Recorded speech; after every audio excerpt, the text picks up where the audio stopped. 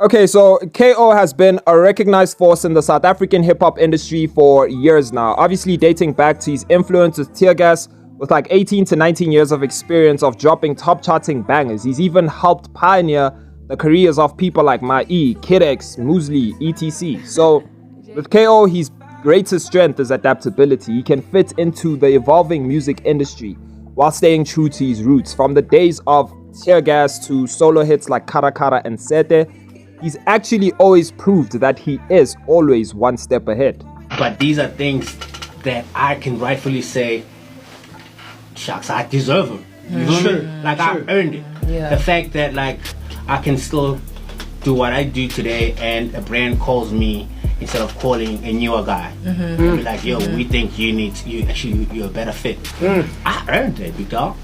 You know what I'm saying? Instead of me feeling guilty on some, give it to the younger guys, XYZ. I'm taking all bets. Thank you, sir. So not many artists can achieve what KO has achieved when it comes to longevity. I mean, he's built an amazing legacy for himself, but somehow he still has the hunger for more. I'm always evolving, man. You have to stay hungry and ahead of the curve, he says. His music, his visuals, merchandise, and business moves are crafted with such intention that even the OGs in the industry aspire to emulate. And I just want to give you your flowers, man. From that to your solo career,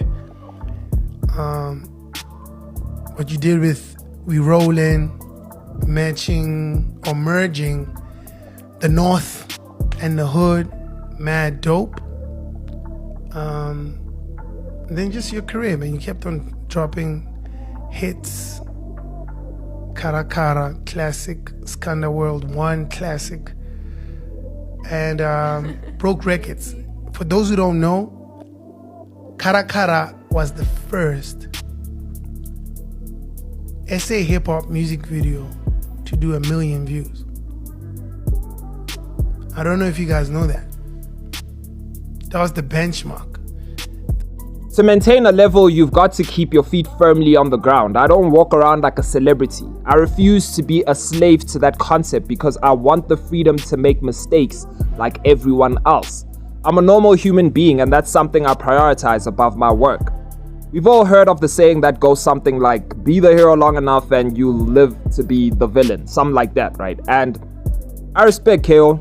I'd never wake up to try and disrespect the GOATs, but I want to speak about the negative factors for KO being at the top for this long. So I think we lost KO a while ago when it comes to the hip-hop community. This isn't the same KO, and that's also exactly what keeps him at the top for this long. Now, the question a lot of people ask is, don't you think KO should give the younger generation a chance? I think he actually does. He's very open to working with younger generations, even from different genres. I mean, he's featured Blackie, Young Stunner, Smamane. And a lot of people say that KO is kind of using artists to get a hit because he's always featuring whoever blew up that year. I mean, for SETE, he featured the biggest hip-hop artist with the biggest Amapiano artist. And I'm just like, if I was an artist, KO, please use me. Yes, sir.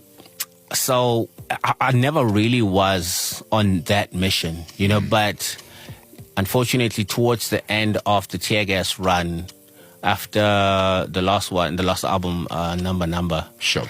you know, the conversation was already like Dugza said he wanted to get his thing going as a solo act outside the group. And I mean, you can even ask my E, like, we were devastated.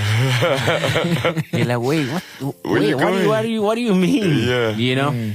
And then eventually, unfortunately, like the disconnect started happening, you know, between us. Okay. Around that time. So, and then he drops his mixtape. I remember that. And, you know, I had just done God's Will. Yes. So I'm like, and then I'm hearing, obviously the chatter now is growing even more. Like, yeah, we want to hear more. Because there was also just a year before that, there was We Rolling, that was going crazy. Yes. So, I mean, obviously, like, the request for me to do solo stuff was kind of already there, you know, but I just never really fed it because I was focused on the unit. Sure. So, KO has announced that he will not be releasing any new music until June 2026. The announcement came during a brief exchange on X with a fan sparking both surprise and admiration from followers. So the conversation began when the user praised KO, tweeting, "At Mr. Cash Time, the album is dope, you never disappoint, always greatest MC, period, no debate." KO replied saying, "Thank you, fam." So shortly after, another fan urged the artist not to let his plans interfere with the album's promotion, requesting more music videos. "Please, whatever plans you have for this year or next year, let it not interfere with this album. We need more visuals for a lot of songs here." Responding in a code tweet, KO clarified his intentions. "No new music on my end till next June, deliberately aiming to put out at least 8 videos from this project." KO is kind of got. Sometime this month I actually put out a tweet saying KO actually has a formula to the radio shit, because that opinion stems from the fact that every time you come out with an album, it's more or less a radio smash. I mean, these days, bro, like the crazy thing about it is, yeah, cool. Radio is still a pivotal, player in what we do, but also at the same time, the power is in the hands of the people now.